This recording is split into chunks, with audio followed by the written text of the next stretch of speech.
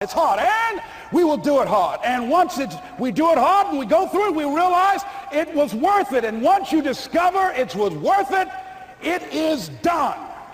It's done.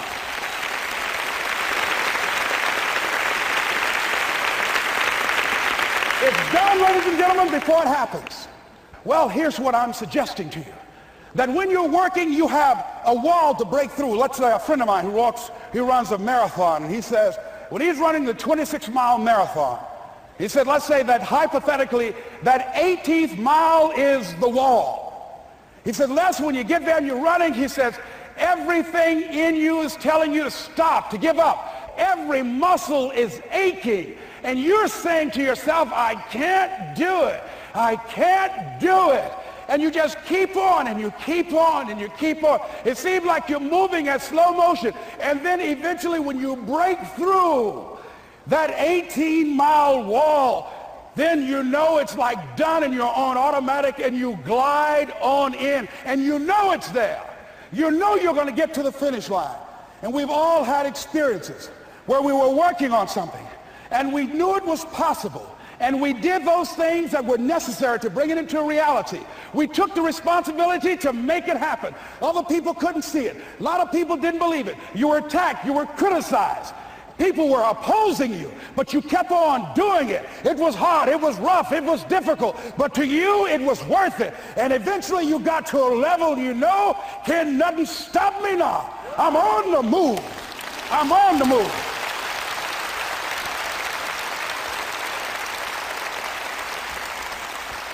Finally, I'm thinking about a friend of mine who is no longer operating on this dimension. His name is Jack Boland. He had this vision of a church that would serve various types of needs for people, their supportive needs and helping them in recovery from drugs and alcohol and whatever addictions that they might be involved in. And he was known for bringing in different kinds of speakers. And over a year ago, he was diagnosed as having cancer, and he announced to his congregation that he's going to be taking chemotherapy, and that it was a possibility that the cancer would go in remission, and he was optimistic about that. And sure enough, it did for a year. And one of the things Jack always talked about is that he wanted to have his funeral while he lived. And so he invited a few friends, Wayne Dyer and myself and a few other speakers. He didn't tell us why we were there, but once we gathered there, the church, they told us in the room that Jack is going to announce to the congregation, he's bringing his doctor up. The doctor is going to say that we felt we could keep it in remission. It's out of remission, and he doesn't have much time left. And whatever words you want to say to Jack that you would say if he had made his transition, speak those words now. Well, we were shocked and we were somewhat stunned until Jack got there.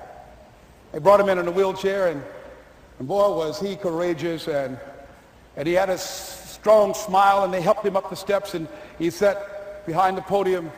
And each of us got up and we said a few things about Jack and the impact that he made on our lives.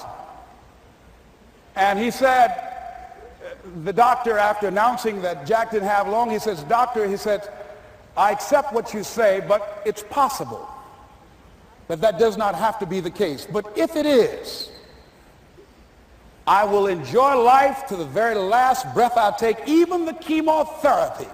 I will enjoy that. And Jack did, ladies and gentlemen. And when they said that all of his vital organs were failing, they called his family and his close church staff to the hospital and said he's dying. And so they came and they all gathered in the room. And Jack at that time was unconscious.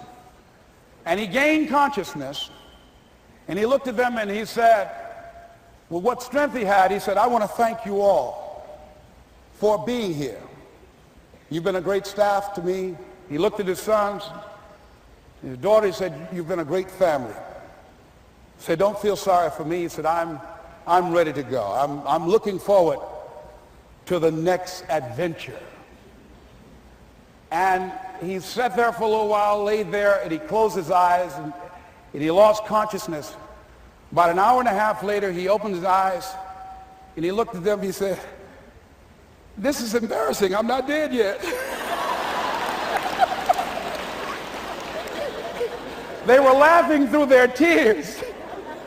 They said, Jack, you are a character. He said, hey, I hate giving up this kind of control. So they predicted that Jack would die at the end of February.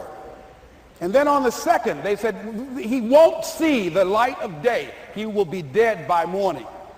Ladies and gentlemen, Jack died on March 4th. And we believe that even in his dying, Jack sent his congregation a message that I want to give to you with his permission. March 4th is the day he died, and we believe Jack was saying, March 4th.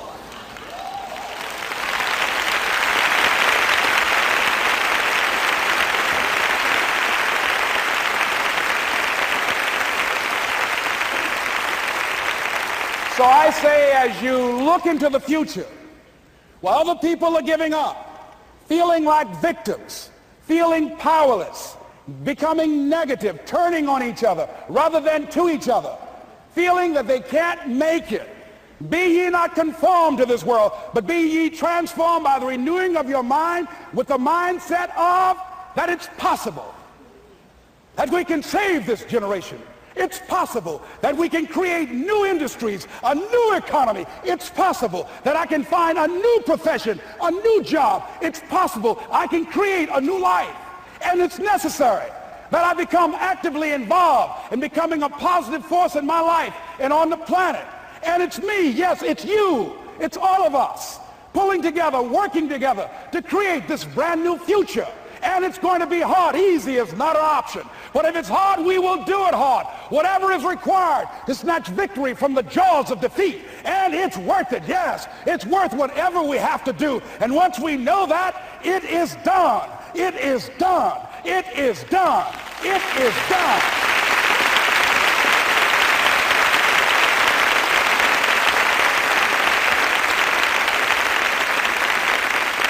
So I say to you, whatever your dreams are, whatever you want to do, in the spirit of Jack, March 4th. This is Mrs. Mamie Brown's baby boy, Leslie Calvin Brown, saying, it's been a plumb pleasing pleasure as well as a privilege. Thank y'all here. Thank you. Thank you. Thank you. Thank you. Thank you very much. You're very kind. Thank you. Thank you very much. You're very kind.